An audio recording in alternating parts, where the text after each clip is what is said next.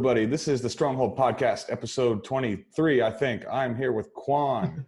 Kwan is a Jiu Jitsu Brown belt, one of the OGs. Everybody in Singapore who trains Jiu Jitsu knows Kwan. He's a judge and a referee and all that kind of stuff. And most people probably don't know this. We go way back training partners. Yeah. I think I started training with you like 8 years ago or something. 2012, I think, when I was still white. Yeah. And I remember you being a purple belt. Oh, there's so many things I learned from you back then, man. Oh, goodness. I didn't know anything back then, man. Like like modern day purple belts would have kicked my ass back then. I was just a wrestler, smashy, grindy type player. But I appreciate better than myself, because back then, as a white belt, I have no game. Even until I think early days as a blue belt, then I realized what is my game plan actually gonna be. So actually, I feel that the more modern guys who just started lately, they are actually quite, they have a better advantage than us. They actually have a lot of competitors nowadays like us to guide them and tell them, oh, you need to start formulating your game before you go for competition. Because back then, when I trained, I don't think competition was on my mind actually. Zero game. And you know what? Like, the scene was so different back in 2012 than it is right now. I mean, there are many hundreds, probably thousands of jiu-jitsu players in Singapore now. Back in 2012, when I was at Evolve with you, when you were a white belt and I was a purple belt, I think there were like 2 or 3 people that weren't blue belts or weren't white belts. Like, I remember there was me, and then I think Mr. Colin had just gotten his blue belt. You remember Hideo, the Brazilian guy, and Nobu. And that was back when Pomo had like just opened up. They were the only ones who weren't white belts. Nobu I think he was like the brown belt. I was like, whoa, brown belt. Yeah, he was the only brown belt at the time. Me and Hideo were the only purple belts, and then there were like a couple blues and then a bunch of white belts. So there was like now like if you go to any gym, you're going to see tons of color belts. So like the collective level rises so much faster than back in 2012 when like nobody in Singapore, still at that point, Evolve had just opened up. Like, nobody knew what jiu-jitsu was here yet. Yes. I remember back then also as a beginner, whenever I go to class, I thought, oh, a blue belt is joining us. He's a blue belt. It's like a fucking wizard or a warlock just walked into the room, right? When you see a blue belt walk in. Then when I was finding a blue belt, like, man, I'm just normal. I remember when I started jiu-jitsu, it was in 2005. And my instructor was a blue belt because there was nothing else. Like, this is 2005. I mean, the UFC was still in those like kind of weird dark days. Like, Matt Hughes was the champion, like going way back. So there were no even purple belts in my entire state. And I remember just seeing blue belts wreck everybody. And I was like, so the concept of a purple belt to me was like, that's a wizard, let alone a black belt. I mean, legendary. That level, like the idea of a black belt was so far above my even concept of what was possible that it was just like something that, you know, you have to be a master to even imagine a black belt back in those days. Yeah. Now there's black belts in every corner. You remember for Singapore, as in local black belts, right? I think back then there was none. Zero. I think who was the first black belt in Singapore? Was it Jason? Yeah, I think it was Jason. Was it Jason? I think it was near Christmas, right? He got it. And then Shane Suzuki got his not too long after that. After that is Kwan and Vince, if I'm not wrong. Yeah, that sounds about right. But now there's a few. Mark, our old training partner from Evolve, got his. Who else from Evolve got their black belts? From the old crew that we used to train with. Toby got his black belt? Her blue belt. Got her black belt. That's nice. What about trying to think of who else was. Is Maylin a black belt now? I don't know. She should be. But I don't know how much she trains. She should be. Yeah.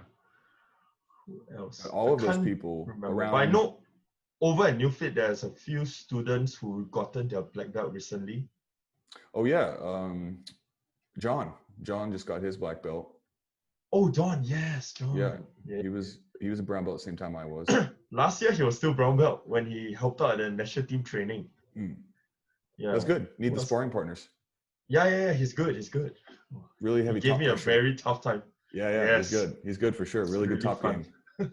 And I think Roger. Remember Roger? I think he also maybe got his black belt. He used to train at Trifecta. Now I don't know if he's at New. Oh, Roger. He's at no. He's at Malaysia, right? Is he in Malaysia now? Yeah, he has been in Malaysia for a while.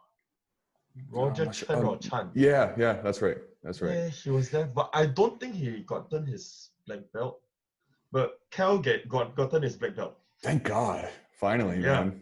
Cal.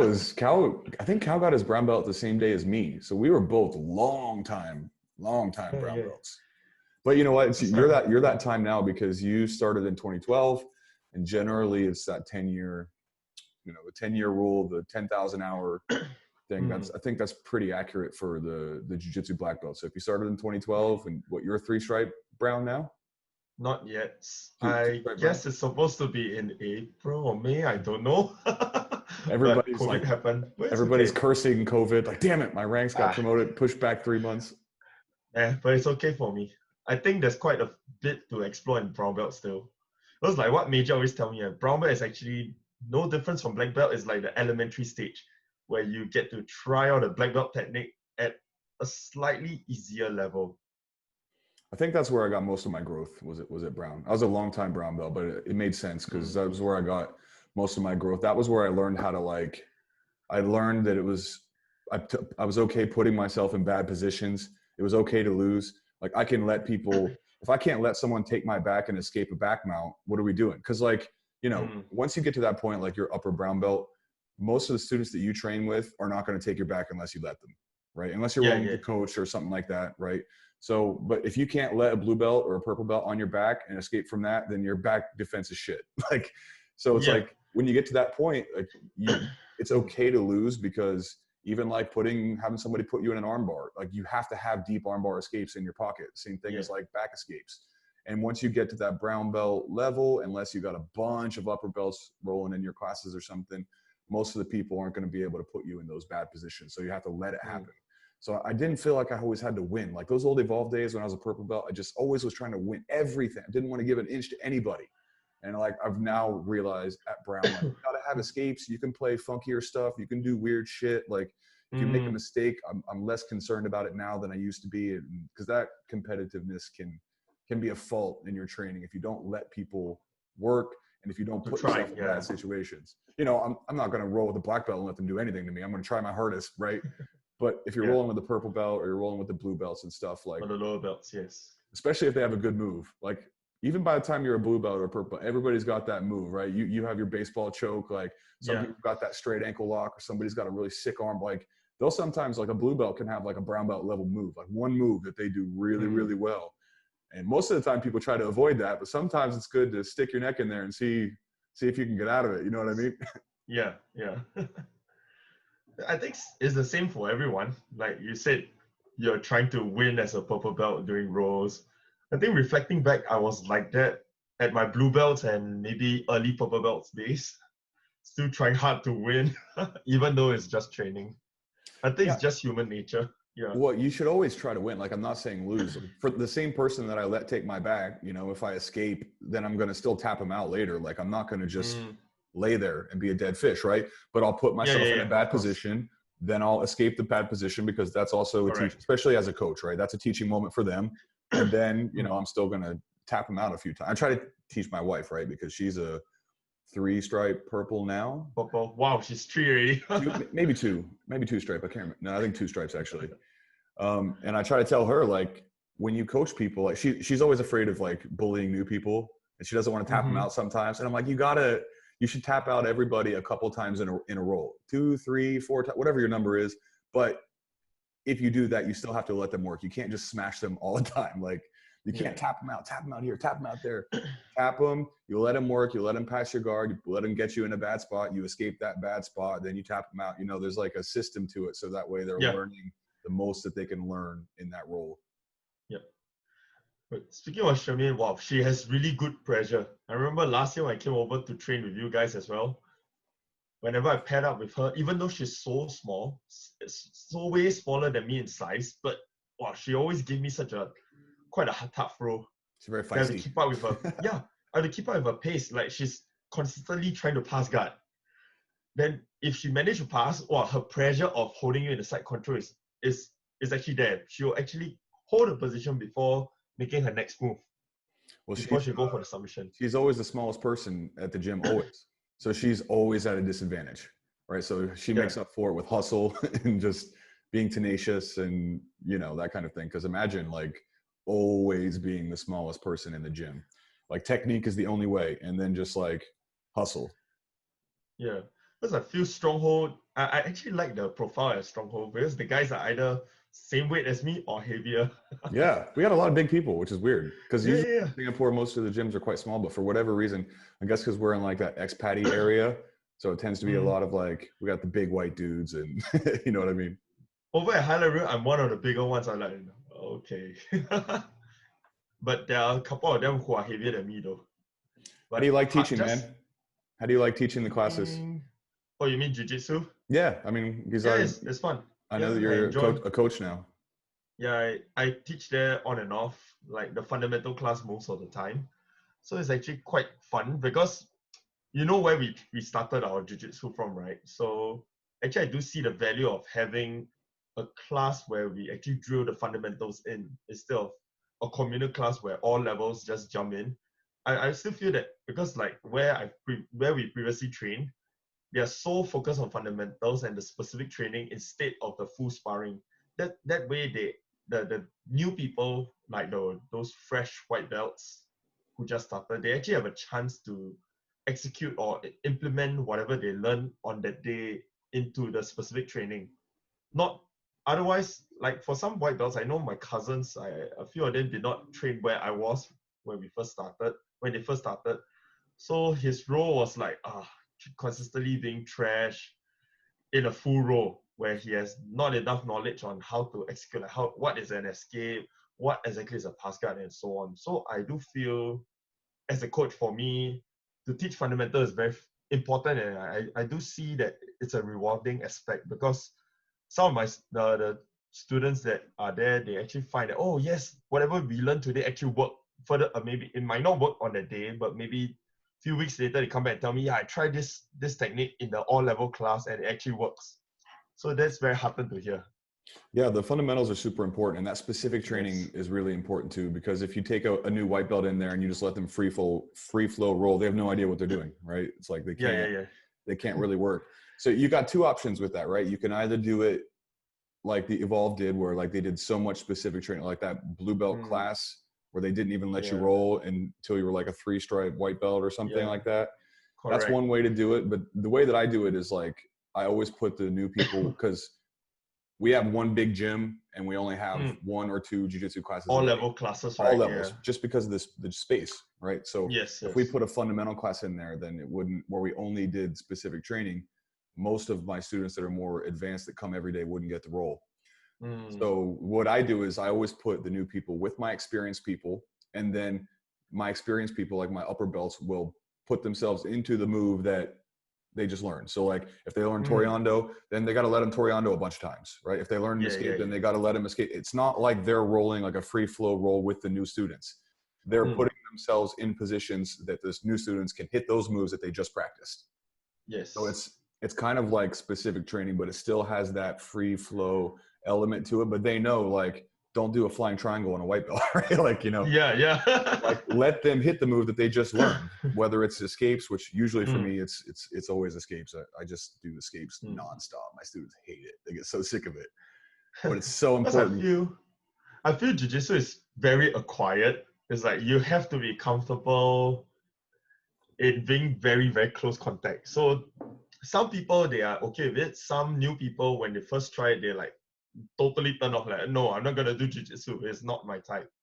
Surprisingly, I stayed on because I was like that. I was like, oh, why? What? I remember when I first walked into Evolve, actually my trial was actually for SNC class, which back then I think they call it fight shape. They reword it. So the guy looked at me, I think was Brian Cho, because I was fat back then. I don't know if you have met me when I was fat. I read you were like bigger. 94, 92. Yeah. So he was looking at me, sizing me out. Like, you sure you want to do this? So I was like, okay, I'll go for Muay Thai then. So my trial was Muay Thai, but then right beside the Muay Thai trial was Jiu-Jitsu. So I was like, what are they doing? Hugging each other and rolling over. I couldn't imagine myself doing that. Yeah, I know. Being a typical Singaporean, I was like, I paid for the full membership. I have to do everything. Yeah, exactly. Yeah, you pay the money. Exactly. That's how I ended up in jiu-jitsu. And look, 8 years down the road, I'm actually more, specialized in jiu-jitsu than Muay Thai. At the start, I was like, oh yes, let's go Muay Thai. Five lessons a day and one jiu-jitsu a day. That's it. Well, I think and I always tell people that, I have a few students of mine that talk to me about wanting to be coaches someday and all that kind of stuff. And you're already a coach. And for me, like, I have two pieces of advice for that. Number one is, like, anytime a new person comes in the gym, you should always roll with them the first day. Because you know how jiu-jitsu is, man. Like, the people's connection, students' connection to the instructor is really, really close. And like, people will die for their instructors, man. They'll move gym, they'll drive an hour to be with a person that they know, that they trust, that they like the relationship between students and professors and all that kind of stuff goes really, really deep. And you need to make that connection early. And then the second thing is, like, make it fun. It's supposed to be fun. Like, if you're like tapping out your white belts, or you're letting your students tap them out hard in the beginning, you're missing the whole point. It's like supposed to be fun. You should be playing, you should be smiling, you should be laughing around, you should be talking a little shit, like whatever. I always like equate it to, the Thais, like when the Thais hold pads for you. Yeah. Thais are always like, oi, they push you, hey, bro, oi. It's like very high energy and fun, and they're having a good time. And even if you're tired, it's still fun. And jiu-jitsu should be like that. Like, I'm all down for people that were competitors that want to train hard and all that kind of stuff. But if you want to have competition training, that's one thing. But if you're trying to like run a business or expand your student base or become an instructor that has students that come every day, you need that quick connection. And then those people have to have fun when they're training with you. And especially like you're talking about that close quarter stuff. If people feel weird about that, then you got to kind of ease them into it, right? Keep a little bit of distance. Don't fucking squeeze them really, really hard and make them, don't drip sweat into their mouth and eyeballs, and save that for later. Let them get a little accustomed to it first. And then especially for ladies also, because like sometimes I have trials and they always dump the trial in fundamental class. So I have ladies and most of the time they have no gi. So I'm like, okay, you can try no gi. So I'll try to rally some of the advanced students, like the blue belt girls. I say, can you join the class? Can you partner them? Because I know girls being girls, they might not feel comfortable partnering any guy at the start. They have to really ease into it. And also give them a sense of security also. Yeah. Like I think one of the podcasts the earlier podcast I heard about giving how to know if a gym is, it's not dodgy, right? That is the way how they culty gym. I've forgotten what word was it, but you were saying that how you have Charmaine in your team, and that actually helps a lot, which I agree as well. We must have our female students, the higher rank members to come in to help as well, in event like newer ladies come in. Well, it serves two purposes. The first thing is that, like, if they feel even slightly sketchy, any girl walks in, they always train with Charmaine first, because first of all, she'll take care of them. She's one of the owners of the gym, all that kind of stuff. But then the second thing is, like, when you watch them, like if a girl comes in and they see a 50-kilo girl tapping out men, it serves two purposes, right? One, they're like, holy shit, look at that girl. She's like killing some of these guys, like these big, strong guys. So that's boom, eye-opening, right? That's the first thing. And then the second thing is like the level of comfortability that they'll have, knowing that, like, you don't have to, if you don't want me to touch you, I get that, roll with her. And then you build that slowly over time, because everybody's base comfort level is different, especially in Singapore. They do tend to be a bit more, compared to like Americans at least, who are very physical just by their general nature. They hug a lot, they slap each other on the back. They just tend to be much more physical, even with greeting and hanging out. And Singaporeans are always kind of like, don't touch me, 1 meter, you know what I mean? Safety distance. Yeah, exactly. Especially now, like nowadays, I don't know, man. It's going to be weird when we go back to work. Yeah, on the flip side, I do have guys who can't touch girls because of religious purposes. So actually they tell me beforehand. So I know, then I also let Major know. So Major is aware. So whenever we are aware, we try to assign them. No, actually we not try. We will always assign them not to pair with a lady. Yeah, I got a couple of those too. Everyone understands, so it's good. Yeah, but that is one of those weird things, because the ladies deserve to train. But here it doesn't matter. But if you were in some countries, if you're in like a Middle Eastern country and the ladies want to train, that would be a tough go, I think. Yeah, I think for those countries, if I'm not wrong, because Marcos is one of the Evolve instructor back then, right? He's now at UAE, so they have an all-girls class and an all-guys class.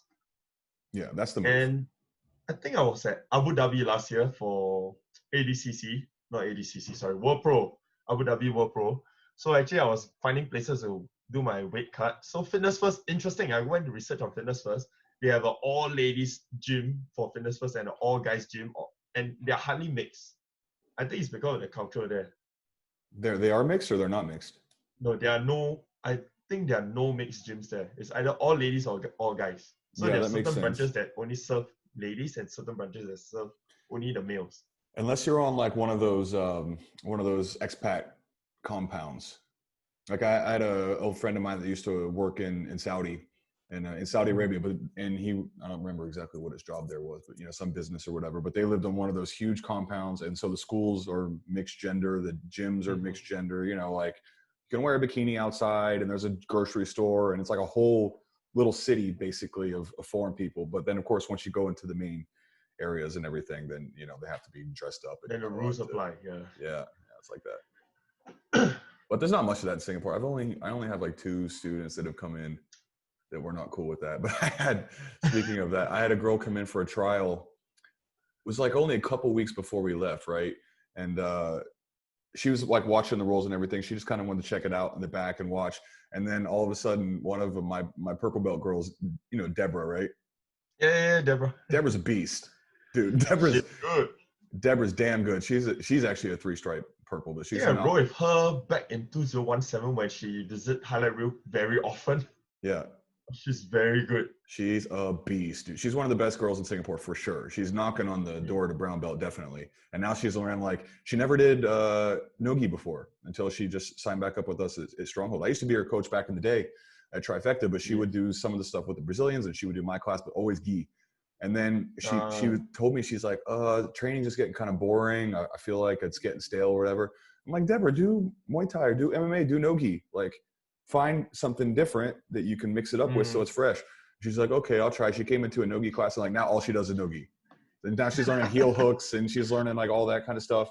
And so she did a class right before, and there was a girl that was trial that was in there, and she choked out unconscious one of these big dudes in my class, like choked him unconscious and was like, and then I just see him like twitching on the ground. And I was like, oh shit. I had to run over and like lift his legs, everything. And then I just remember looking at that girl and she was a little shocked, a little amazed. And she was just like, oh, this is. I want to be like Deborah. Yeah, exactly. Dude, Deborah, she's a great role model for all the women out there, man. She's really good. She's a beast. But I did see her in competition lately, though. I think the last one she did was a Malaysia one, 2018. Yes, 2018. That was the last one I've seen her. I was there for that one. She competed against Audrey, and I think she lost by 1 or 2 points. She almost had her in armbar, though, in the closed guard armbar. Were you there for the brown belt? Brown belt comp, they had some prize money for the brown belt then. The Copa, right? Yeah. I was there for the purple belt. I fought Danilo for the second time because it's very funny. We fought each other, I think, 2 weeks before that in Manila, no gi. It was absolute finals. Then in gi, for that competition, it's a funny weight class, under 76 and above 76. Then Kong was doing under 76, but he's way lighter than 76. So okay, let me go above 76. So I had to fight Danilo again. But it was fun. Who's that? I remember that Kong. Who's that guy? Danilo. He's a Brazilian, but he was in GF Team KL for a while. I think a year or so. Purple belt. Yeah, I was in Malaysia for like a year. So that year I was going to all those tournaments and everything. But I miss Malaysia, man. Malaysia's so good. The jiu-jitsu scene there is growing. You're still in KL. Yeah, I was still teaching at Clinch. How's Clinch now, by the way? Actually, I don't know what's the status there. They closed down, man. Bummed me out so bad. They closed down. When I left, they just decided not to keep going.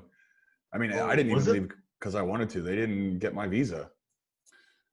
So I was there working without a visa for like a year. And then I tried to come back. I came across to Singapore to go on a visa run and then got caught at the border. And they were like, yeah, no, you're not coming back in here. Dude, it sucks so bad. You know what they did? I took the bus over. They locked me in a room, right? And then so you go through the immigration, you get off the bus. Yeah, I yeah. tried to go there. They send me to the back room, and then I'm just sitting there, and then I'm like, oh shit. They come in, they ask me some questions, ask me my name, ask me all that kind of stuff. They're like, oh, are you working in Malaysia? I'm like, no, I'm definitely not working in Malaysia. They send me in the back room, ask me all the questions. They leave, and they leave for like 30, 35 minutes. And at that point, I already knew I was screwed. Because like the bus is not going to wait. How long is the bus going to wait for anyway? Yeah. For one person. So I'm like, shit. Then they come back in and they have like my Facebook profile and my Instagram profile and all that kind of stuff where it's like head coach at Clinch MMA. And they're like, oh, I thought you said you weren't working here. And I was like, oh my God, shit. They actually dig your Facebook. Yeah. I didn't expect that from Malaysia. I know. They went there and they asked me all the questions. They, of course I said I wasn't working there because I was working there, but that was my job, And then after I'd answered all the questions, they went and they just Googled me. And they found all the pictures of like, it says on my Facebook, like Lucas Leisure, head coach, Clinch MMA KL. And I'm just like, oh, there's no way I can get out of this. So they just like booted me back across. That's funny enough. That's the reason why I came back to Singapore. But and was Sherman with you back then? Yeah, she was in KL, dude. No, I mean as in when you were at immigration. No, she was still in KL at that time. I came just for a quick visa run. Right. And then on my way back, they stopped me, and then so she was just stuck there in KL. It was just now I have to pack your bag. Dude, it was not good. And then she had to come. Oh no, wait, she was here. She was still in Singapore, believe it or not. No, yeah, she was here. She was not in KL because she had to come and pick me up from the Woodlands checkpoint. And I'm just like sitting there, and so she had to come down and pick me up and then take me back. And we were like, for 3 days, we had no idea what was going to be. Like my job was gone, right? Just boom, like that. So nowhere to work. Everything I owned was in KL. My cat was there. Nobody, like I had to have somebody go in and feed it because, we expecting to be back and everything. I had like all my money there. Everything I owned was there. And then all of a sudden, like, and they didn't tell me if I'd be able to go back. Like how long before can I go pick up my stuff? Like I didn't know any of that stuff. And then so for like 3 or 4 days, we just sat around. I was fucking depressed. Like didn't know if I was going to be able to get my money, get my stuff. And then, so Charmaine goes to KL. She picks up all of our stuff. Luckily, we found a person who was willing to take our cat. And then she brought back some of our stuff. But then within like 4 days, Sean and Zozo, my two business partners, came to me and told me that they were thinking about opening up a gym. And I was immediately like, yes, please, I need a fucking job. I need a job so bad. Like it was pure luck. Pure luck. It just happened to, if Clinch had gotten my visa, I never would have come here to go on the visa run, and I would still be there. And if they hadn't got my visa, I never would have come here, and Stronghold would have never happened, at least with me. So it was like 3 days later. It was totally fucking just pure luck. Pure luck. Yeah. After a terrible tragedy. I remember last year. Was it last year that you opened? 1 year ago, almost exactly. Yeah. Because I remember when I saw the announcement of Stronghold, like, what? They're opening there. I go check. Oh, it's Luke. You're coming back. Yeah. Thank God I was able to just have a job. That was the only thing. Because I was like, how you managed to? Because I know you have a bunch of mats. Because initially I was looking for mats and like, oh, look, trifecta O mats, the orange roll-out ones and the green ones. It was on Carousel. I think Shabin was the one handling it. Yeah, initially I had to buy some. Yeah, well, we got some good luck when we were able to get it because we took over the old trifecta basically. Yeah. And so the good thing about that was, and part of the reason that I think Sean and Zozo and them wanted me to be there was because I had old students that could come in. So right away we had at least a base of my old students who would come back. Yeah. And then like all of the stuff, like, Trifecta wasn't paying their bills and they weren't like, they just literally went in and locked it up. Everything in there, the mats, the old mats in there, all the old computers, they just locked it up and changed the lock and like, you're not getting back in there. So we were able to stipulate on the lease when we signed that we got all of that stuff. Because I do notice some of the stuff there. The last time I went over to Stronghold, I walked past the old trifecta. I was like, oh, look, it's a storage room now. Yeah, exactly. So many things inside. Yes. We got all new mats and we got all new, the main stuff, but like some of the old bleachers and stuff like that was from the old trifecta. The benches, right? The benches. I recognize the benches. Yeah. Actually, our lease is up at the end of the year. So we're going to have to figure out whether we renew at that place or we find something else, or don't exactly know yet. But it'll be in the same area no matter what, Upper Bukatima. Because I think your student base is currently quite bigger now, right? Yes. Compared to what I seen a year ago. Well, yeah, of Like course. last year when I visited, it depends on luck on who's coming. Sometimes it can be like 4 students, and sometimes you have 12. They're like, yes, 12 students, many I know, rows. dude. It's so nerve-wracking when you open up a gym because you just like, especially in the very, like we started out with maybe 20, and then like our break-even number was 80, so we needed 80 to get the business, so it was totally broken even. And then like, but you know, in the beginning for the first 3 or 4 months, yeah, you go in and like it'll be one student for some classes, and then like the peak day maybe you have 4 or 5, and then like finally after about 7 months we started making money, and then we were literally meant to break even the month the coronavirus hit. We had already broken even in terms of money, but we hadn't yet in terms of the students. So, and then yeah, coronavirus hit, and then now we're just hoping that people are hungry to train once all of this stuff is over. Yeah. I'd be curious to see what it's like. Yeah. You remember Ashraf from Evolve? Yeah. Yeah, I spoke to him because actually we met at UFC gym. Oh yeah. I was there training with Charlie. Then he happens to be the relief coach for Muay Thai. So after he tell me, hey, follow me. I show you my new gym. Like, you have a new gym? Apparently he has a business. Yeah. But he's not the guy who's pumping in the money. But apparently he runs it very well. Like in 3 months, his student base went up to 130. Wow, that's fast. Yeah, but I think his marketing, if you take a look at his gym, his marketing is doing very, very well. I think it's one of the best marketing I've seen so far. That's it's interesting. Muay Thai and boxing gym. You can go check it out. I think it's called Refuel. Refuel? Yeah. Yeah, I haven't heard of that one. Yeah, that's his. Yeah, I mean, it's interesting too, right? Once you own a business, you start looking at everybody. You're like, what are you doing? What are you guys doing? Like, you know, you try to steal their stuff. It was like, even I remember we had what was it? There was some like holiday promotion or something that we were going to do. So we put out an Instagram post. It was like, okay, refer a friend for this holiday period, come back. And then we put how much it would cost or whatever. And then like literally like 3 days later, 3 other gyms had put out something and it was the exact same price point as ours. So they had just seen like what the market was doing and the promotion that they were going to offer. And then once they saw what we were doing, they can't offer it more expensive, or people will go to the other one. And then you see that, oh, okay, these other businesses are doing the same thing. Everybody's kind of watching, all the gyms are watching each other. Like, what kind of specials are you doing? What kind of specials are you doing? Just trying to get a vibe of like what the market rate is. Yeah, actually I do a little bit of this for major. Like I go and scout around, like I look at things on Faith. Like Faith, I think there's a lot of Muay Thai gym doing their promotion there. Like, you pay I think $40 for I think pack of 3 classes or 4 classes for first time trial only, or something like that. So I did that kind of research. I also did a lot of research on other gyms, like how much is your 1 year, like how much would it cost to be a 1 year fee? How's the breakdown like versus their scheduling? Like, do they offer just jiu-jitsu only, or they have things like strength and conditioning, Muay Thai, boxing? All this variety comes in. And I think there's one last year that we did was together with I think the NS one together with the NS Day or something like that. SAF Day, yes, SAF Day, because it's on 1st July. So they have offers for all military personnel like myself who have served NS before. So they have offer for that. So I think we went on board with that promotion last year. Yeah, that's good. You gotta have stuff like that. Yeah, we do the same thing. Like if you're in the military, for us, it's like really, really cheap. It's like I think almost half the price of what the normal rate would be.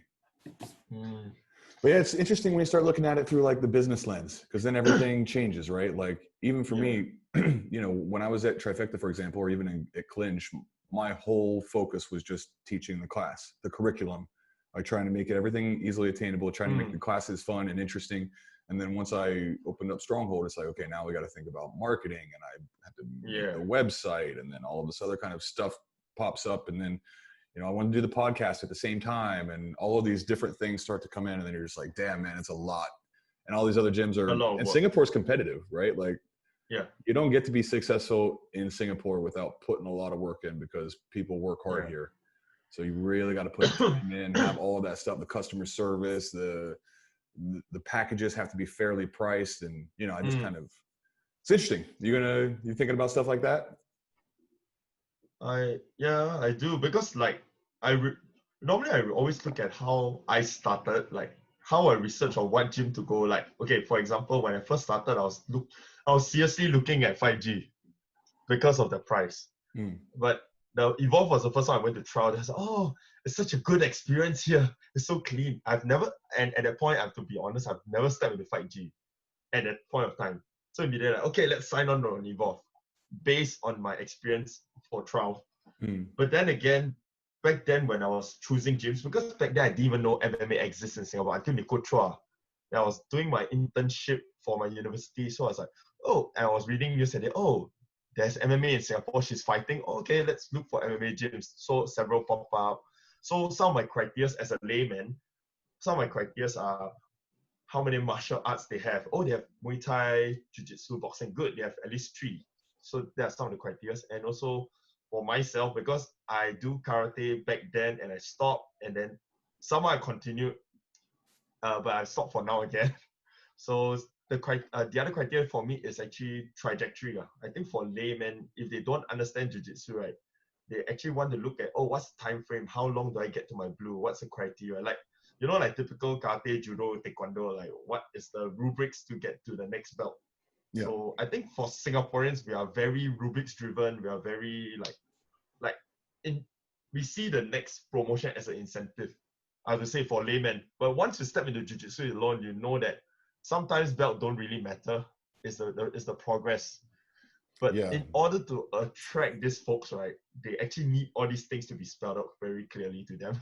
Yeah, well, that's why, like, you know, I'm not down for that Brazilian bullshit that you're not allowed to talk to your professor about your rank. Yeah. You know, like, I'm not like that at all. If any of my students want to come and they say, hey, what do I need to do to get to this point? Like, these are my goals, X, Y, and Z. I'll tell them. Like, I'm not secretive about it. I don't hide it.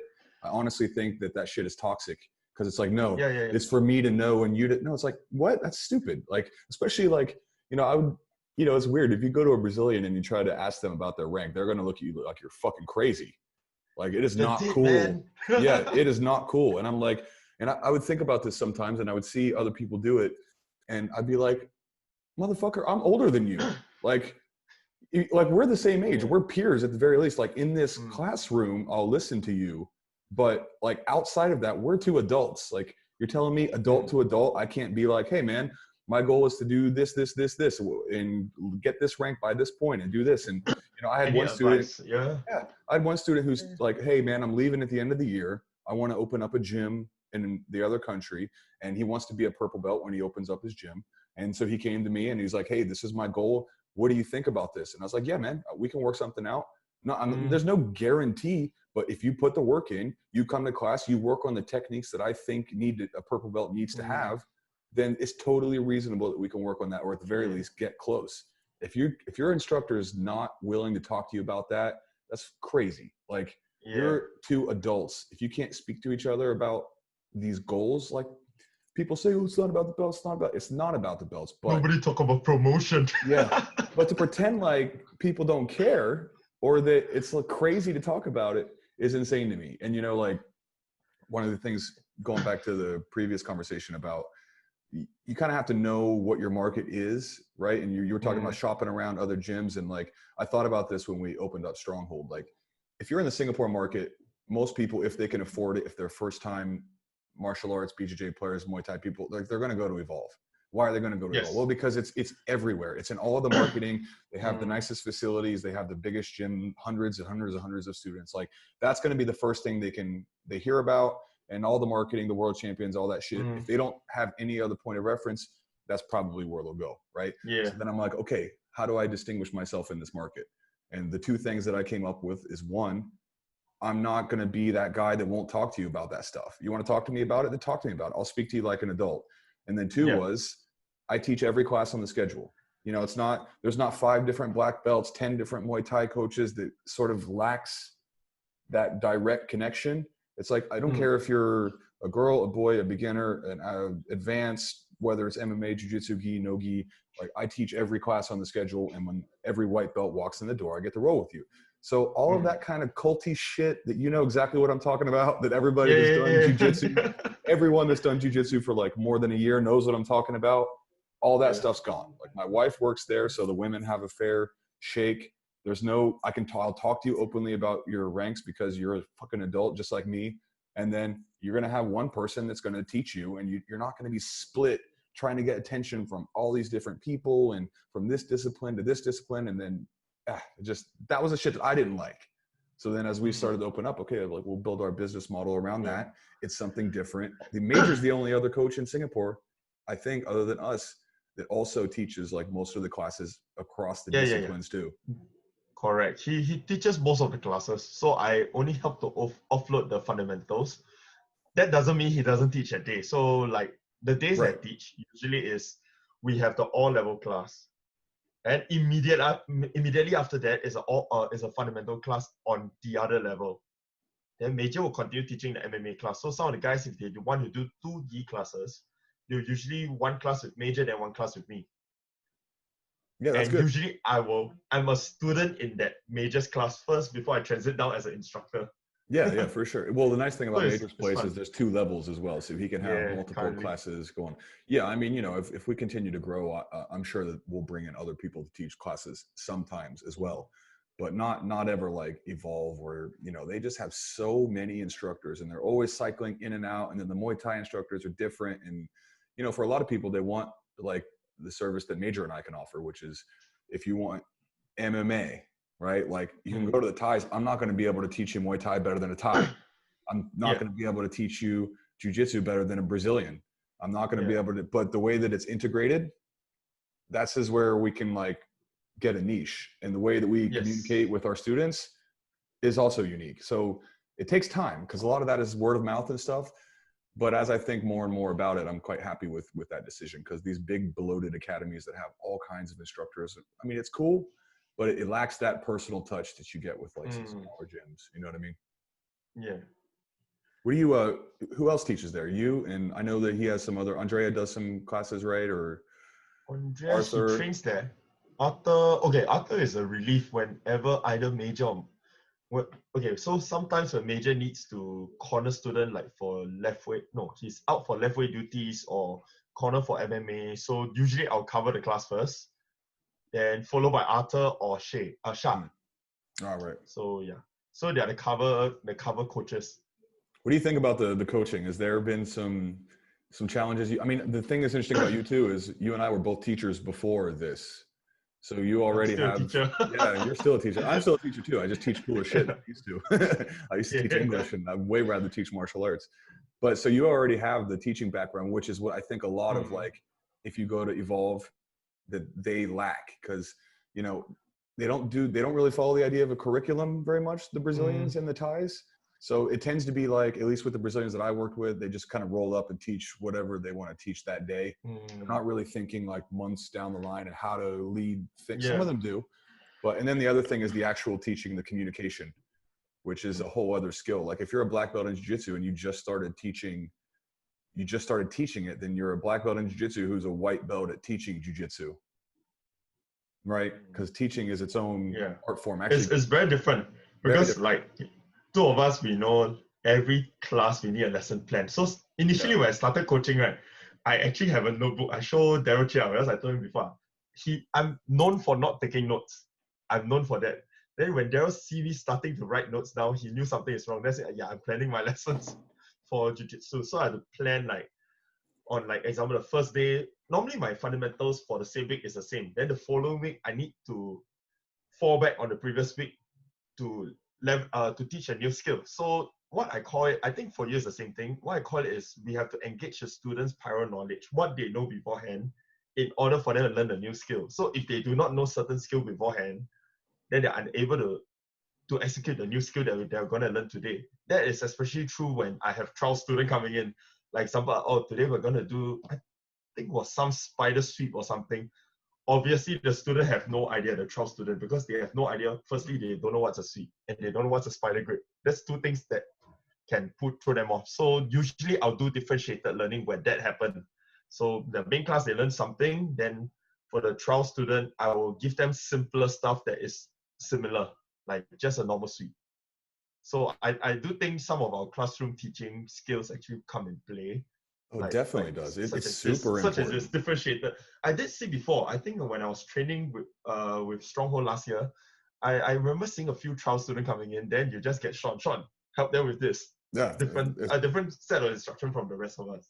Yeah, it's so perfect. I think well, in a way it's good because I remember that some of the techniques you taught was actually quite high level.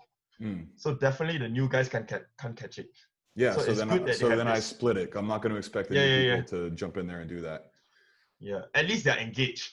Yes, otherwise and Sean's really good and really patient as well. You know, he's one of those people that I really enjoy teaching because, like, I can put him any day with, you know, he wants to get competitive rules too, right?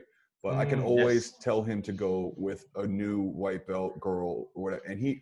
You know, like you ever tell people to roll with somebody that maybe is a way lower level than them, and then you can tell they're kind of shitty about it. Like, oh, what do I have to do it? You know, like they want to get the good rolls. They want to roll with the more advanced people. So they'll be kind of like shitty about that kind of thing. He's never like that, which is a really, really good quality. Like you can still learn stuff from beginners. And more importantly, like as you're going up through the ranks, it's really important to remember what it was like to be that white belt who came in and they're nervous, right? They're scared. They don't like, you're coming in to get on your spare time to get choked and get your bones broken and simulated murder. Like for a layman, that is like really scary. You know, to us, you get desensitized to the discomfort, to the pain, you get desensitized to it and it just becomes a normal part of life.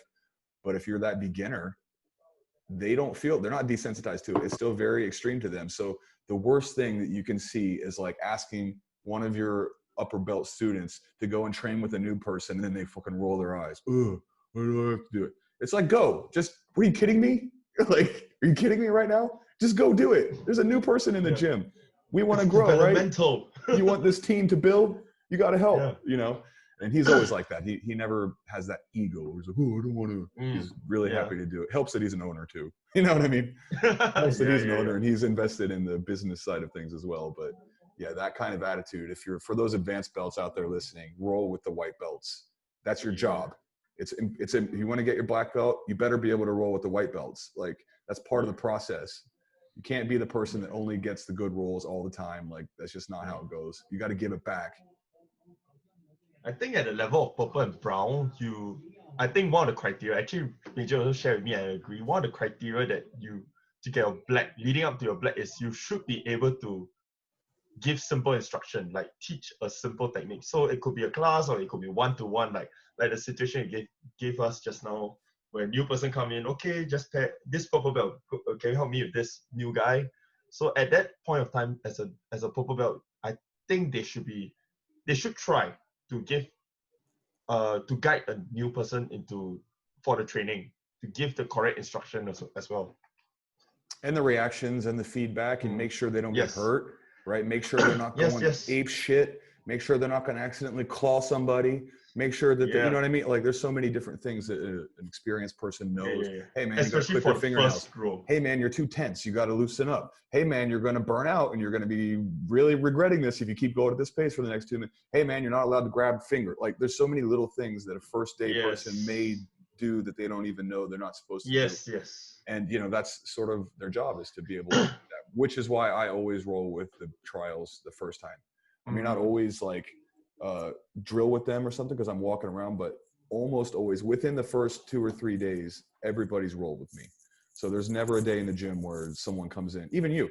Every time you come to the gym, do I roll? Pretty much every time do I roll with you, right? You always roll with me. Yeah, why? Because you're a guest in the gym. And so if you want to come into the gym, I want you to come to the gym again. So I roll with you every time. A person, I don't care who they are, I roll with them, you know? And you don't let me pull guard. That's my rule, man. That's my rule in training. Pull guard, no, take them down. That's my rule, man. For training, at least you can't, unless you're like, if you're competing and your goal is to get to the guard, then you can practice pulling guard. But if you're in the gym, just regular training, then you got to practice your takedowns. But that was good. That was very good for me because I cannot assume the opponent will be like, oh, willingly let me pull guard. The opponent might blast for double. Like, I think my SEA Games first opponent, I know he's no way going to pull guard or he's going to let me pull guard that easily. Because I fought him, I think, in 2018 during Asian Game qualifiers. So actually, I lost that one. I pulled guard, he toho me. I actually popped my ankle twice back then. Yeah, that's why I spent 1 whole year training up for the SEA Games. And when I saw the bracket, I was like, dude, I'm fighting the same guy again. Yeah. Well, it's like in the that once opening you, round. I mean, you're a brown belt now. It's when you go to pretty much any of these competitions at the higher level, you're going to see most of the same people over and over and over and over again. So Major is like, it's time. Let's get the win this time. So that's why that win was very emotional for me. Yeah, you beat somebody you lost to. Yeah. How was that experience like? 1 year. The SEA Games training and competition and all that stuff. Yeah, How's that? I would say training is actually very tough. So to any of you inspiring to be a national athlete, you have to be able to commit. Yeah, because I think you have to put in about 20 hours a week. Remember last year, I have to track, I have to tell, I have to go Stronghold on this day, I have to go highlight reel on this day, and then sometimes equilibrium, sometimes UFC. So you have to really recommit, and it's not going to be easy because there are also, beside training for the major game, like example, the upcoming one will be Asian Games 2022. So if you're listening and you're aspiring to be an athlete representing Singapore, it's a whole year thing. Firstly, you have to win at our local qualifiers. There will be a few qualifiers you need to make the mark overseas. I think I'll foresee one would be an Asian Championship before the Asian Games itself. You have to make, if it's the same yardstick, you have to make 6 in Asia in order to represent Singapore, even though if you're the best. Really? That's what happened that's what happened to me in 2018. Kwan and I were going for Asian Games. So eventually Kwan got it because he made the mark. But then back then they allowed to send 2 athletes per division. So I was actually the second athlete, but I did not make the mark because I lost to the Thai guy.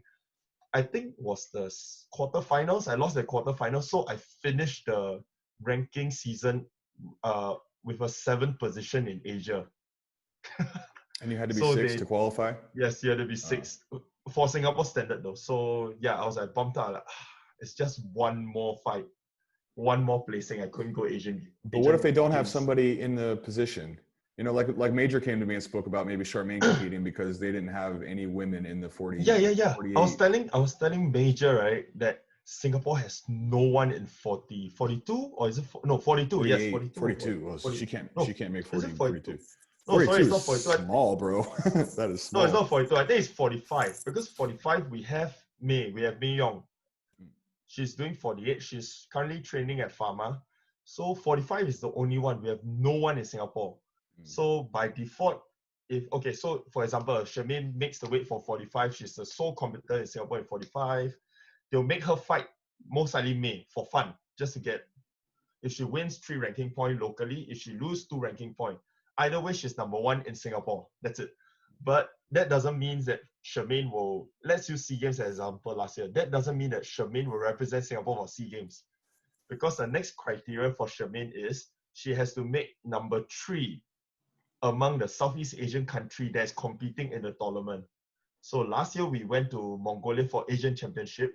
Thankfully, I hit on the mark, 3rd in Asia, 3rd in Southeast Asia.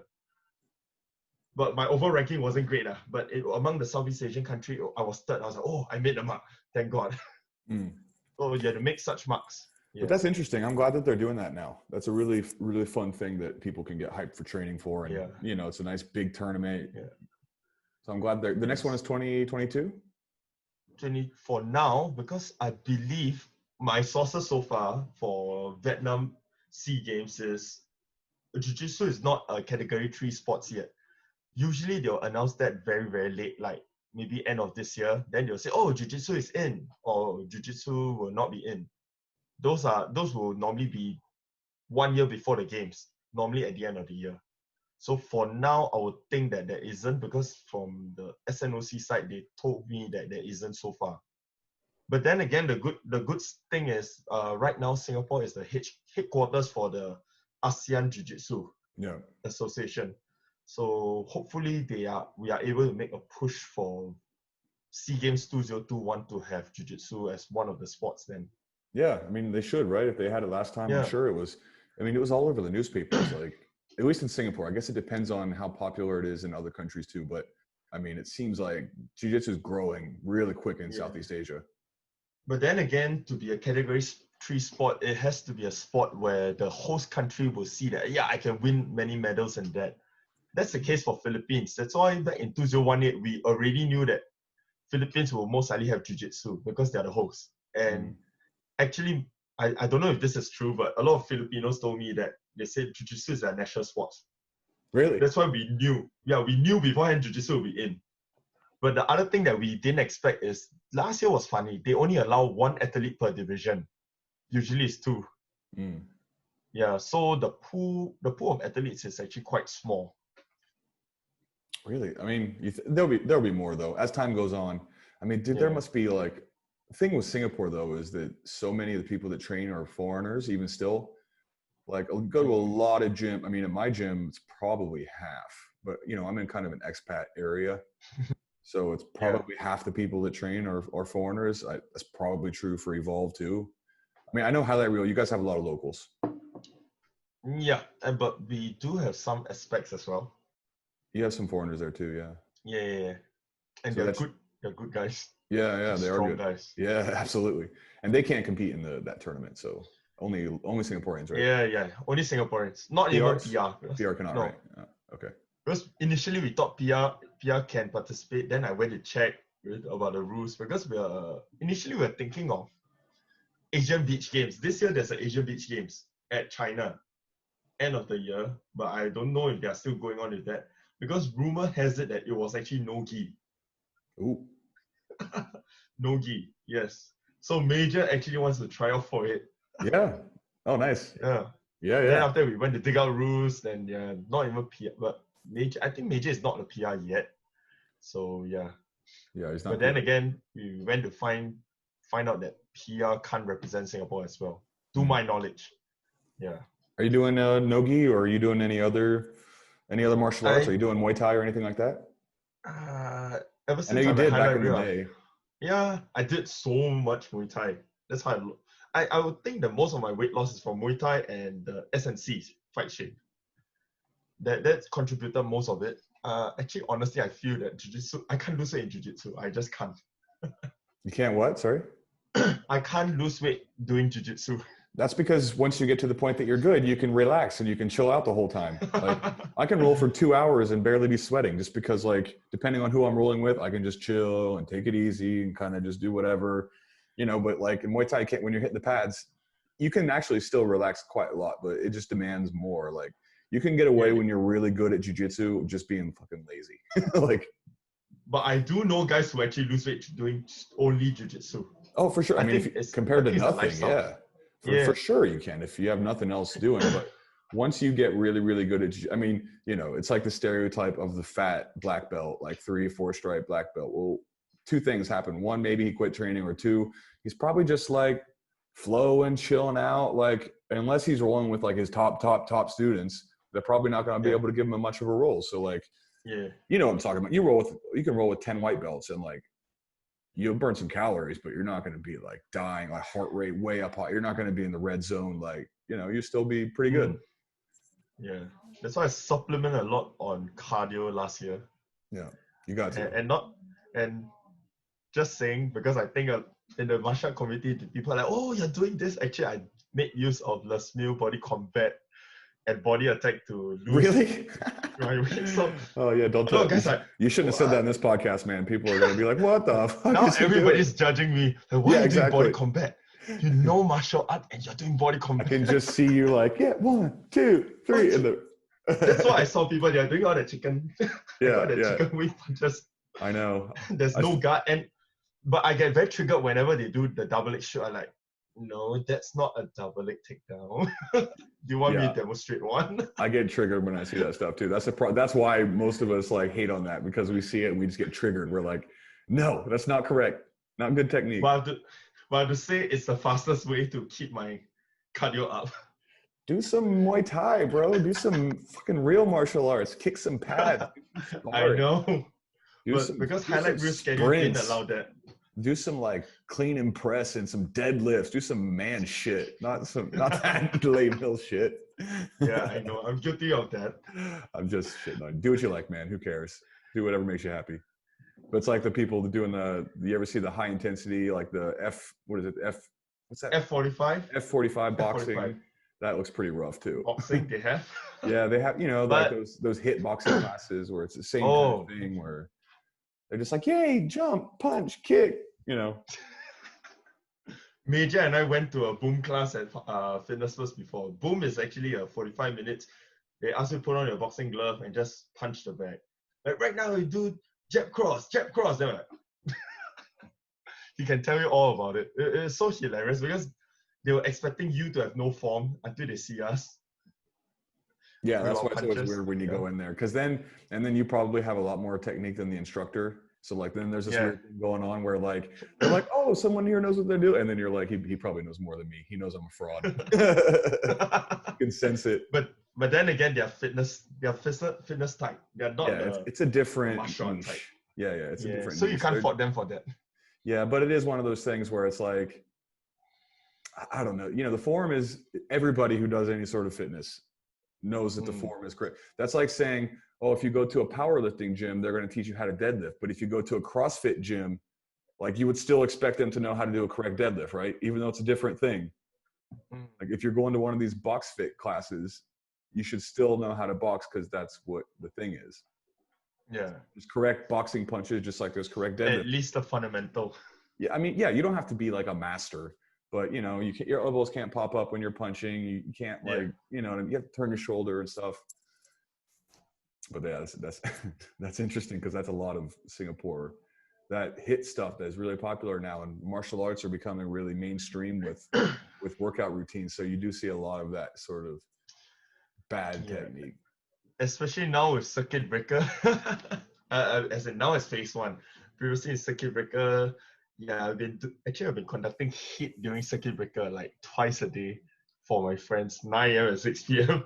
Nice, that's good. But you know what you're doing. You can do that for sure. Yeah, I've been doing classes as well over Zoom for my students, and yeah, I saw. I think it was the kids class, right? Well, Charmaine does the kids, and then I do the adults. Actually, we were doing them every week for a few weeks there, but then we just decided to watch the fights instead. So like now, instead of doing the training, because it's weird. Everybody's like in a tiny little box, and like everybody's trying, and we were still getting decent workouts. And I was like, hey guys, what about we just all get together on Zoom and then like watch the UFC? So that's what we've been doing now. Every Sunday for the last 2 weeks, we just I saw the other one, the Gilbert Burns one. I missed it. I was like, when is it going to be on? Oh, we're gonna do the Fight Island one for sure.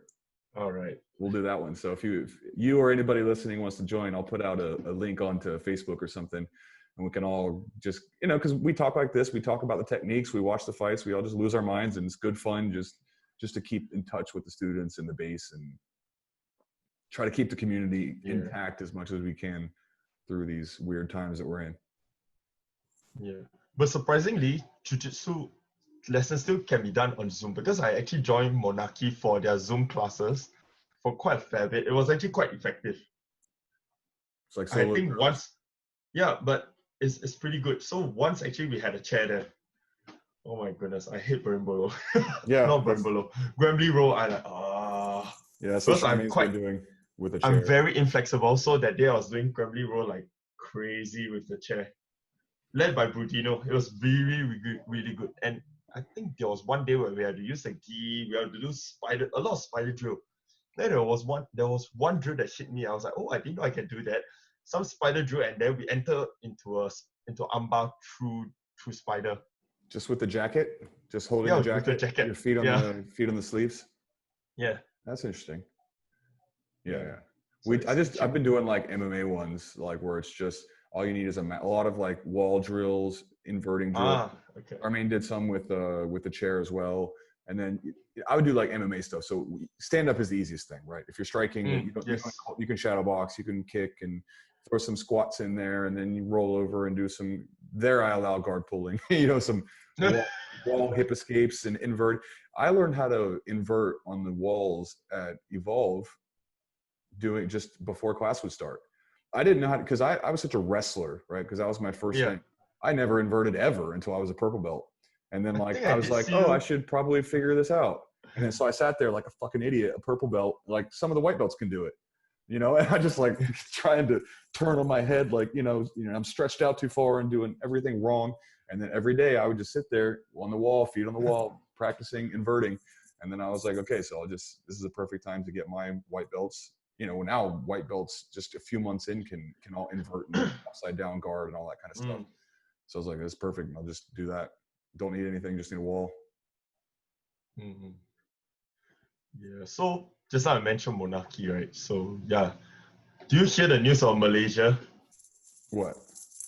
They get to reopen their gym starting Monday. Monday? I don't know when this podcast is going to be on, but Probably when tomorrow. I said Monday, it's actually 15 June. Oh wow. Yeah, I'll probably post this tomorrow, this podcast. So they get to train on 15 June. I was like, oh man. I know, it's going to be so much. They're supposed to make an announcement on the 15th, right? Phase 2. Yes, but I have some because coming from where I work, I also know, being in Singapore for so long, I know how are they going to slowly ease up all this restriction, right? So I think because gyms are allowed to open up in phase 2, but then again, you remember the pre-circuit breaker phase where they suddenly restrict 10 a class, no contact. I think those are going to kick in. So it's a reverse flow. Whatever happened back then, now we are going to U-turn and move towards that direction. So most likely 10 a class. But that'll probably be July 1st, right? Yeah, I'm not sure about that. Because what I don't think they're going to do is, like, they make the announcement on the 15th, right? That's in 2 days. I think when they make the announcement, it's not going to be like, okay, you can start back up tomorrow. It's going to be next week. No, they're going to give lead time. Yeah, they're going to give a lead time. So that's why I think probably it's going to be at least another 2 weeks. July 1st. I think for smaller gyms, we're still okay because the business model is like, okay, we can have 10 a class. Like Equilibrium is quite good. When I spoke to Takeo, and actually he asked me, is half an hour a good timing for classes? So back then, before CB, right? So what he did is a 1 hour class is split into half an hour. So it became 2 classes of half an hour. So he allows students to only attend one of them. So if you come for session 1, after you're done, wash up, go home. Then other students can come for session 2. In a way, you have 20 students. Oh, okay, so more students get to come. Yeah, we probably do 45s because we have a lot of hour and a half long. We have hour and a half long class every day now. So we probably split that into 45. But that's a good move. Now I'm thinking of a bigger gyms where I know Pharma is okay with this, the 10 student per class, because they are actually the first one to do it in Singapore when all this regulation kicks in. And I'm thinking of bigger gyms like where we don't have to book our lessons, like UFC and Evolve, because I know their business model is a little bit different. It's like we have scheduled throughout the day and we don't limit the number of students. So I really wonder how are they going to manage it. I also wonder, I can't help but wonder how much money Evolve has lost, especially the really big gyms that need four locations, right? Oh my goodness. 4 locations with those facilities, wow, man, that's a lot. That is a lot of money. And I think they're still paying their staff. They can't say that, oh, there's no coaching, so no payment. So yeah, they must pay something. They got to pay something. Yeah. So yeah, it's gonna be interesting coming back. I wonder if all the gyms are gonna make it. I mean, so far they're all still talking like they are. I'll be curious to see what the actual impact of all of this is going to be on the local gym economy. What do you think about competition in Singapore? What do you mean? Because Brudino and I had this conversation. I think in May we are Brodinho or Bruninho? Brudinho. Okay. Monarchy. Oh, okay. I thought very close. I thought you meant Brodinho Evolve. Brudinho is all the way in Brazil now, I think. That's why I was like, really? You were speaking to him? Brudinho. No, so, Bruninho. Yeah, Bruninho. Bruno, Coach Bruno. Okay. They always call him Bruno. So what were you saying? Actually, we are thinking that's our take. We're thinking that it's unlikely to have any tournaments this year, even in December. Yeah, that's probably makes sense. Because I think one of the organizers in Malaysia is claiming that they can start one in November, but I don't know about. Firstly, I don't know about how's the situation in the country as well as about travel restriction though. Are we allowed to travel for leisure still? Not yet, but I saw an article. I saw an article in the Straits Times that says they're talking about opening up the Singapore-Malaysia border. They're starting to. Yeah, but that is only for Johor. I think it's for the workers. I don't know. It's interesting because even when will sport come back? Do you think One will do a show this year? Unlikely Singapore. In Singapore? They can. Unlikely. Unlikely. I think they'll go to places like China or Thailand where countries are more open up, right? Or they claim that they are totally COVID free. I think those places they're more open to have the economy back up. But then it's So like, then it gets weird too, right? Because then you have to have the foreign fighters go into those countries from countries that are yes. maybe more Yeah. worse off So than others. for Singapore, I don't know if our government even allow us to travel out. So for that case, I don't even know if Singapore fighters are able to fight at all. It is in a foreign ground. Yeah, that's a tough one, because how do those guys make money? Yeah, because now we are also looking at Lion City Championship, the one by Alvin. Yeah. So we're thinking, how are we going to run it? Yeah. I mean, maybe by the end of the year. I mean, it's still only halfway through the year now. Like we're just getting into July. So, you know, in 4 or 5 months, you could maybe aim for something for November or December. Like, I mean, sport has to come back. So, but it's just, I mean, even when yeah, exactly. But I feel like in August or September, things have pretty much just got to let them go back to normal, right? I mean, what are they going to go? Phase 5, phase 6, phase 7, phase 8. Like at a certain point, you just got to be like, okay, everything's back and running. But I don't know. I can't wait to just go back to training. I miss it so much. I'm getting fat. I'm drinking all the time. I got nothing better to do. Just like, dude, I got nothing better to do. So we're sitting here, like, I'm working on my podcast and I'm on my website and like stuff for the gym and curriculums and all that. But at a certain point, I'm just like, oh my God, I need to train. At least you have kettlebell. Yes, we have kettlebells. The number of kettlebells. I need to punch and strangle people, dude. I'm losing my mind. A few friends of mine from my church who also trains with me at Highlight Reel, they actually bought me a kettlebell by surprise for my birthday. Oh, nice. So it was delivered. Yeah. Use it. What size is it? 20. I was like, oh my goodness. That's a good one. No, that's good. If you only got one, you want it to be heavy. Yeah. It'll be 20. But if for most of the exercise, usually I'll use 16. Yeah, yeah. Or two 16s, but one 20. Turkish get out on 20. That's tough. That's tough. But you can do the swings. You can do, you can do any goblet thing, lifts. Yeah. My favorite is the snatch. That's the one I do the most. Clean and snatch is a little bit tricky, but still manageable. Yeah, that's a tough one for 20. I use 16. Russian twist is crazy. I was like, that'll burn your core. Oh my gosh. I'll stick to my 5. I have this Pilates weights 5 kg. The heaviest they had is 5 kgs from Decathlon. So I use that and twist better than nothing. Yeah. Yeah. Everybody's just focusing on the home workout.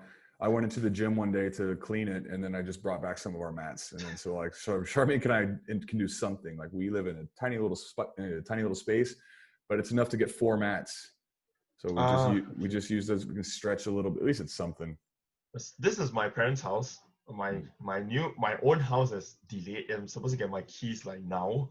Oh yeah, we were supposed to construction. We were supposed to move out the month that the pandemic hit, and then it was like we had already been speaking to landlords and everything, and then it's like, well, what do we do? Are we supposed to move out with, like, now we don't have any income because the gym's closed, so it's like now we're stuck here, and then once we open back up, we'll have to earn some more money for a few months, and then it's just delayed it probably till the end of the year as well, which means I will have lived in my fucking wife's parents' place for like over a year, dude. It's driving me crazy. I'm an American. I moved out when I was 17. Here I am at 30 years old living with my wife's parents. And the back of Stronghold is quite big, right? The changing room, you can convert part of it to living quarters. Yeah, we did that before, but it's just too uncomfortable. Like when we first opened up, we would stay there sometimes, because when we first opened up, I taught 7 days a week for like 6 months, every day, all the time. So like, we live in Sembawang now, and that trip, 3 hours a day, 7 days a week for 6 months, we were ready to kill each other, me and my wife. You know what I mean? So we would just sometimes, especially like on the weekend, class finishes at 10, and then we have to be there at like 9:30 the next morning. And with the 3-hour commute and getting up early, it was just brutal. So 3 hours one way? No, 3 hours total. Oh, so it's about an hour and a half. Yeah, it's about an hour and a half, but we would finish class at like 10:30, home by 11:30, shower, eat, in bed by like 1 or 2, and then have to be up at 8, and then take that trip again. And it was just killer, dude. It was so bad. But thankfully, we don't work every day now. We have a day off. Yeah. Yeah, so for my parents' place, I was saying that I can actually put 9 mats. 9. Oh, that's nice. That's why it's not too bad. Yeah, I see your videos that you're putting up on Zoom and stuff, and it looks like you've got a decent amount of space. You've got a good setup. Your parents don't care that you just take that whole room and it's a living room. it. So initially, again, people are gonna crucify me for this. Initially, because it was pre-circuit breaker, but I think gyms was asked to be on certain restrictions end of March, right? So from end of March to April, actually, what I did is home hit was at 4:30 back then, 4:30 to 5, and at 5, my wife will come join me, sometimes my mom, and guess what they join me for? What?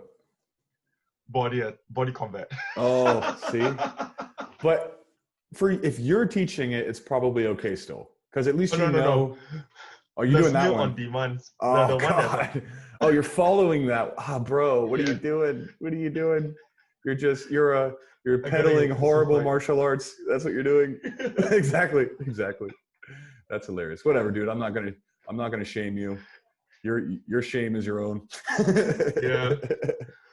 But I have to say, it really burns a lot. Good. Yeah. Who cares, man? Like, everybody's not into like being super technical and learning. Like, some people just want to go up there and do their thing. So it's fine, man. No judgment here. You do what you got to do. Yeah. All right, man. I think I'm gonna jump off here. Oh, okay. My wife's got food and she's knocking on the door back there. How long do we go for? Nice. I don't know. How long are we? I think it's about 1:20. Let me see our WhatsApp.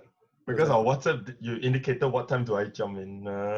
Yes, it's about 1 hour and 20. Yeah, nice. Just about the sweet spot. How was this, man? Was it fun? Yeah, it's quite fun. I told you we would do this thing ages ago. So yeah. I prefer to supposed to drop by your studio. I know. I prefer to do it face to face, but there's just no way to do it in this time. So I'm like, well, if you've got time, let's do it. Yeah, man. Well, it was good chatting with you, bro. Yeah. Hopefully training kicks back for most of us soon. I'm pulling for July 1st. It's got to be July 1st. July solo drill. Anything. Anything. I bet everyone just want to be back at the gym. You ask them to do like 1 minute of double leg solo drill, then you have a kick pad there and do passing knee on belly switch side solo drill. I think everybody is okay with that. Yeah, everybody they just want their space, right? They want their training space. Yeah. And for us, it's like, get out of the house, dude. Like, I don't know how much longer I can go without seeing another human. Like, it's just... You haven't been outside your house? I mean, you can go to like Fair Price and stuff like that, but like friends and everything, like, I'm just stuck around my wife and her parents all the time. No disrespect to them, but I'm going to blow my brains out pretty soon. Like this. At least I get to go to work, but like I told you in WhatsApp, the mask is really killing me at the back of the ear. Oh yeah? Oh yeah. You have to wear it all day, right? Yeah, so for now, because the moment we finish teaching, like the end of school day, we are asked to leave. It's same thing for staff because they want us to have a staggered dismissal and make sure that we are not in our workplace for long. So they make sure that we leave as early as we can. So I really wonder how all these people in those health sector, those nurses, they have to wear the mask for the whole day. Yeah. Every day. And like it's really sweaty, you sweat in it, and it's just like, it's so uncomfortable. I can feel my saliva on the mask when I teach. Oh my goodness, I need a new one. Yeah. I walked out. Charmaine and I were on the train one time coming back from the gym, and I sneezed and I forgot that my mask was on. I covered it, right? Because I forgot to take it off. I'm just like, and then, dude, it was so gross, and I didn't have a spare, and I had to walk around with like this nasty ass fucking mask for like 30. Oh my goodness. But the hilarious part was I put my hand in front of like just naturally, right? Instinct kicked in. Yeah. And then I was like, no, and it dripping down, and I'm like, this has got to end. Oh my goodness. I can't do this anymore. All right, dude. I'm going to jump off here. Thank you so much for chatting. I appreciate it. Thank you for today. Can't wait to train with you again. We'll come by Stronghold once we get this thing open back up again. Definitely. All right, everybody. This is the Stronghold podcast. Kwan, thank you for doing it, man. I'll talk to you soon. Peace out, everybody. All right. See you.